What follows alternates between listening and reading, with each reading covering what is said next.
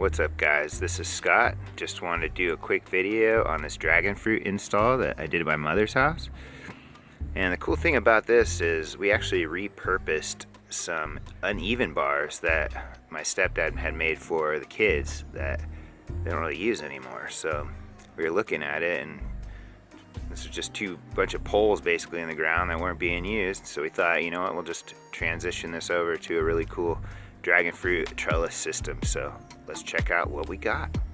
It does get really hot here in Escondido, so since this is a metal trellis, we're gonna go ahead and wrap it with a little bit of burlap, which will help with the dragon fruit being able to climb up the trellis, as well as maybe minimizing a little bit of that heat in the summertime. So a little more room. We're gonna probably continue to wrap it as it goes down, but for right now this should serve its purpose pretty well. All right, so the first one we got here is what we call the unknown road, and this has a really interesting history. We actually found this dragon fruit on the side of the road. Paul did, and we looked into a little of the history of this one, and the gentleman that had owned it for like 30 years, and it was growing in his yard for so long that it overtook a shed and almost knocked it over. So we know this is a very old dragon fruit, and it is some sort of white flesh, some sort of Indatus, but not exactly sure what to call it, so we call it unknown road. But it's very sun tolerant, very hardy, and it'll be great here in Escondido. All right, so the second one we have is also Indatus. I have grown one fruit off of this type of dragon fruit. I have it in my yard, but this is a nice cutting that I'm gonna gift to my mom and have her set up right here.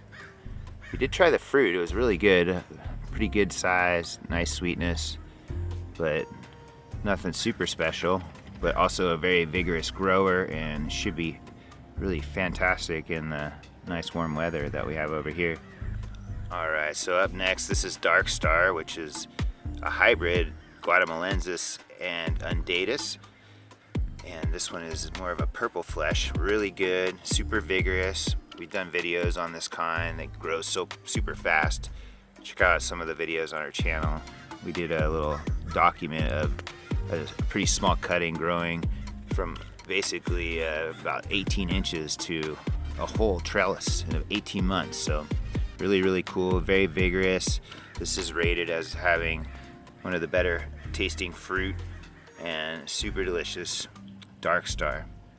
All right, so the last one is Sugar Dragon, and we like to include Sugar Dragon on most of the setups because of the universal pollination factor. And this is a really nice cutting here. It's ready to grow. This is also Guatemalensis. It's a smaller fruit, but very sweet, tastes excellent, and should do really well in the warm weather over here. So Sugar Dragon. This is really exciting. This will be a nice setup in a few years. Should be able to get plenty of trellis coverage, and this is pretty much a full sun environment here in Escondido. So give us a like and a subscribe, and catch you again next time.